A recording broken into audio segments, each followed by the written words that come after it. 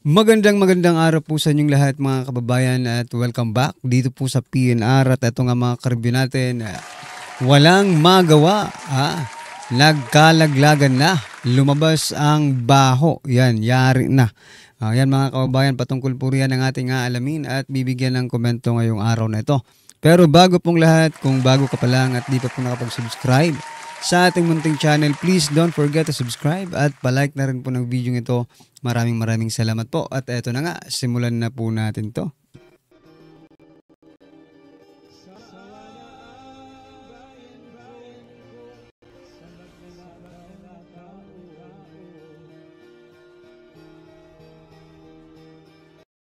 So yan mga kababayan, bago po natin muling i-play ang video ito, pasadahan po muna natin ang mga nagte-trending na mga balita dito po sa mundo ng social media at unahin na nga po natin ito. President Bongbong Marcos Jr. may bagong pahayag. Ito mga kababayan This is the new normal. So ito na po yung bagong Pilipinas na sinasabi nila. Ganito na talaga ang buhay natin kahit ano pang gawin natin. So kung baga wala na tayong magagawa. Ito po ay patungkol mga kababayan sa nararanasan ng ating bansa nitong mga nakaraang araw. Ayon sa Pangulo, dapat mag-adapt ang publiko sa bagong weather system. Nako po. Dahil hindi ito maiiwasan. We just have to change the way we think. Everything different from what it was in the 40 years. Ayon kay Pangulo. Nako. Ibig bang sabihin nito mga kababayan, hahayaan na lang po natin. Magiging tahimik na lang tayo doon sa kanilang sinasabing flood control projects. Yung budget ng flood control projects, hahayaan na lang ba natin yun? Kasi parang ganun po ang lumalabas dito. Ganito na talaga tayo babahain at babahain na lang tayo. Kaya wag na kayong magreklamo. Ganito na tayo ngayon. Yung po ba ang gustong iparating sa atin ni President Bongbong Marcos Jr.? Di ba? Wag na tayong magreklamo. Ganyan na yan Pero yung budget na 1 point something billion everyday, na ginagastos dyan sa flood control project, saan po yan napunta? Kung ganyan pa lang, wala kayong magagawa. Wala kayong gagawin, At sasabihin nyo lang sa mga Pilipino na, ganito na talaga tayo. Kailangan na natin mag-adapt. So, sa term na adoption, mga kababayan, dapat kayo mismo na gobyerno ang gumagawa ng paraan, para mabilis na makapag-adapt, yung ating mga kababayan. Mahirap naman kung, bilyones ang ginagastos tapos sasabihin nyo, mag-adapt na lang kayo. I-embrace nyo na lang yung baha na yan, yung bagyo na yan. Oo, nandiyan na yan. It is, given na po yan Pero, may magagawa po ang ating gobyerno. Kaya nga kayo may flood control projects, na napakalaki po ng ginagastos. Wala naman napapala ang taong bayan. Anyway, ano po ang inyong masasabi dyan mga kababayan? I-comment nyo na lang at eto pa. Eto mga kababayan, Torre pahayag sa hair follicle test pero silang dalawa lang ni Baste. Di po ba ang hamon ni Mayor Baste ay magpapa-hair follicle, makikipagsuntukan, boxing. Siya kay Torre kapag magpa-hair follicle drug test si President Bongbong Marcos Jr.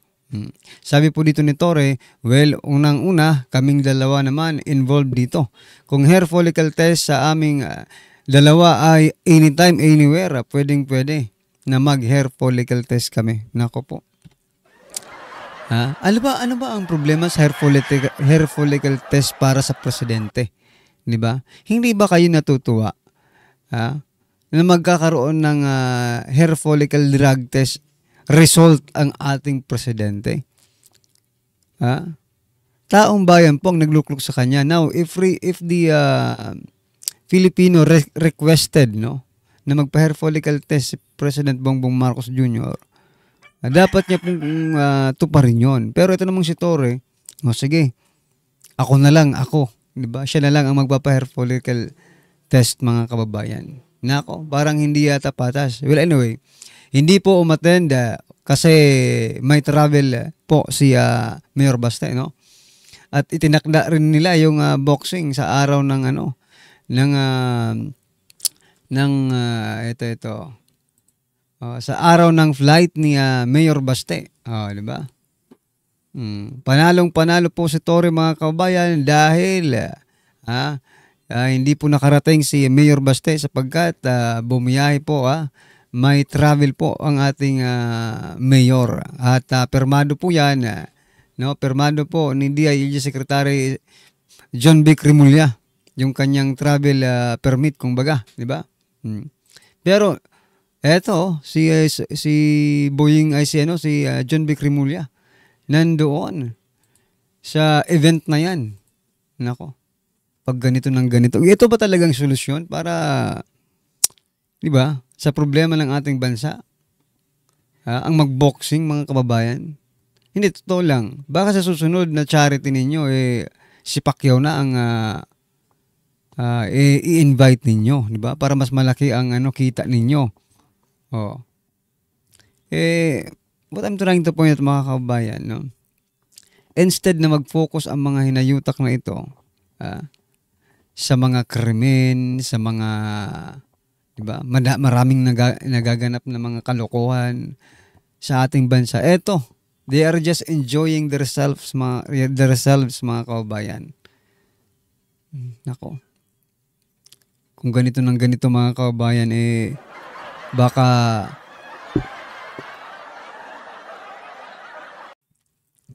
bawat bagyong darating sa ating bansa ay makikipag-boxing si Torre.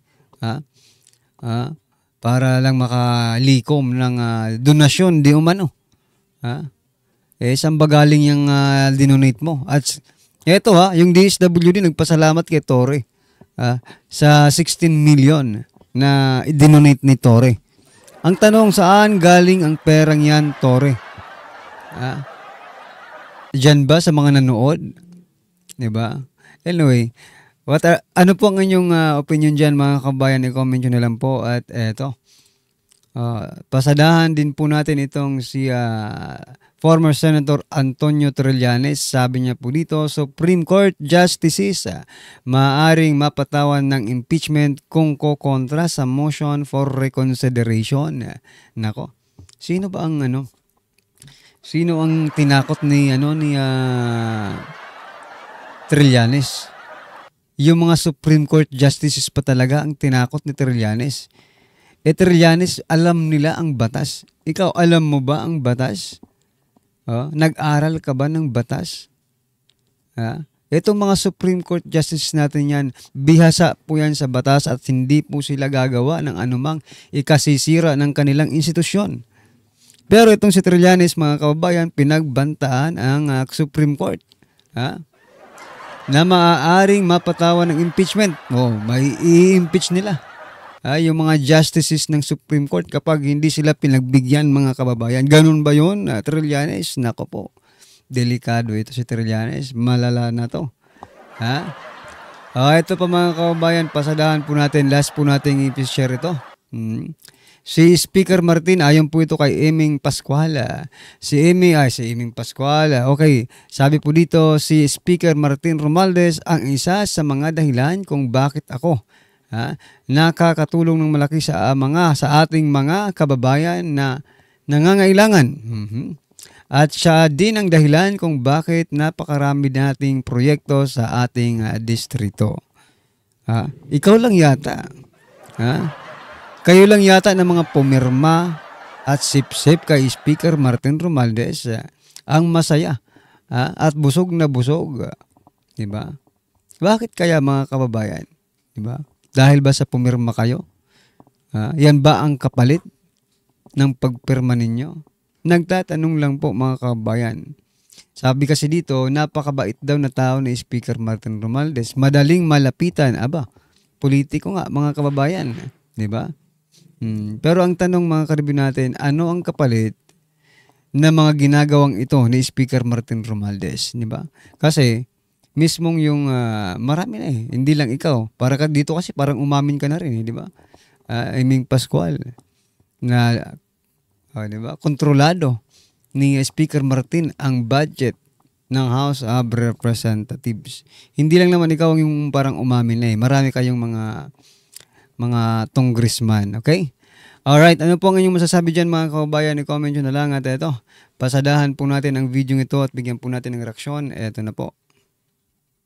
Ito ang balitang dapat malaman ng taong bayan. Balitang pinag-uusapan ngayon sa mundo ng social media. Hindi talaga sila titigil hanggat hindi nauubos ang kampo ni dating Pangulong Rodrigo Roa Duterte. Ito ang naging susyon ng marami sa ating mga kababayan, lalong-lalo na ang mga solid supporters ng mga DDS. Matapos ngang kumalat ang balitang next in line na nga daw talaga ang newly re-elected senator ngayon na walang iba kundi si Senator Bato de la Rosa na aarestuhin kaugnay sa di umano'y war on drugs ni dating Pangulong Rodrigo Roa Duterte. Totoo kaya ito mga kapanig ating alamin. Pero bago tayo magpatuloy mga kapanig, kung bago ka pa lamang sa aming channel, ay huwag kalimutang mag-like, subscribe at i-click ang notification bell para mas maging updated ka pa lalo sa lahat pa ng mga bagong videos na i-upload namin. At yun na nga mga kapanig, mainit na pinag-uusapan ngayon sa mundo ng social media ang di umano'y balita. Mukhang malaki di umano ang posibilidad na susunod na aarestuhin si Senator Bato de la Rosa kaugnay sa di umano'y madugong war on drugs ng dating administrasyon na pinamumunuan ni dating Pangulong Rodrigo Roa Duterte. Ayon pa sa nakalap nating balita, ay kung naaresto si dating PRRD at ipinadala sa The Hague, Netherlands para doon litisin, ay hindi din daw malabo na arestuhin din nila ang mga taong sangkot para mapatupad daw ang war on drugs noon ng Duterte administration. At isa na nga daw di umano dito ang dating PNP chief at ngayon ay re-elected senator na walang iba kundi si Senator Bato de la Rosa. Ayon pa sa kumpirmadong balita na inilabas ng Enquirer.net sa kanilang official website, and I quote, De la Rosa may be arrested over drug war if ICC asks Bersamin. Manila, Philippines, the Philippine may arrest a senator who served as police chief during the President Rodrigo Duterte war on drugs if the International Criminal Court. So yan mga kababayan, no, aarestuhin po ang dating PNP chief kung sakasakaling maglabas ng warrant of arrest ang ICC. Nako, kung ito lang mga kababayan, bigla ko lang pong naisip sino kayang mas magaling, okay, na PNP chief, no? Ito kayang si Torre na hinahamon or nakikipagsuntukan sa mayor, or itong si Senator Bato de la Rosa na talagang sinugpo ang droga sa ating bansa. Okay? Which is which mga kababayan, no? Si Torre, okay? Or si de la Rosa. Pili na kayo kung sino ang mas magaling na PNP chief ng ating bansa. ICC issues a warrant over the campaign that left thousands of suspects dead. The top aide of President Marcos said Wednesday. Executive Secretary Lucas Bersamin told Cudo News that Senator Ronald Bato de la Rosa would receive a treatment similar to what we did to Duterte, who was arrested by Philippine police in March for alleged crimes against humanity over the killing, following a warrant issued by the court in The Hague. Although the Philippines withdrew from the ICC in 2019 under Duterte's authorities, are obliged to cooperate with court warrants as the country remains a member of Interpol, which facilitates ICC warrants. Bersamin, a senior member of Marcos cabinet, spoke after de la Rosa won election with the third highest number of votes among contested Senate seats in the Philippines midterm election in May. If there's an Interpol notice, we proceed. But if the Supreme Court comes out with a ruling that says you must afford full due process before you're surrendered anyone, that's what we are going to do, Bersamin said. In June, Duterte filed a petition with the ICC seeking temporary release to allow him to stay in another country. The court has yet to rule on the request. It's up to the ICC to make that decision. It's really a matter of us not having anything anymore to do with the case, Bersamin said. End quote. Matapos nga naging balitang ito ay walang pagdadalawang isip at buong tapang na hinamon na Senator Bato de la Rosa ang kasalukuyang administrasyon na pinamumunuan ni Pangulong Bongbong Marcos na arestuhin na agad siya at ulitin nila ang kanilang nagawang mali na ipaaresto si dating Pangulong Rodrigo Roa Duterte at dalhin sa dayuhang hukuman. Ayon pa sa official post ng Senator Bato de la Rosa sa kanyang official page, and I quote, recycled issue na umano ang posibilidad na pag-aresto Bato. Kay Senator Bato kung magkaroon ng ICC warrant, kaya naniniwala siya na ang pagpapalutang nito ngayon ay isang diversion upang matabunan ng Malacanang ang isyu ng pagdawit sa pangalan ni First Lady Lisa Marcos sa pagkamatay ng isa sa mga kasama niya noong Marso sa US. Mahilig So yan mga kababayan, ano po ang inyong opinyon? Reaksyon patungkol po sa video ito, i-comment nyo na lang po sa baba para at least alam po nating mga kababayan ng inyong opinyon. Maraming salamat po. Please don't forget to like the video. Maraming salamat po.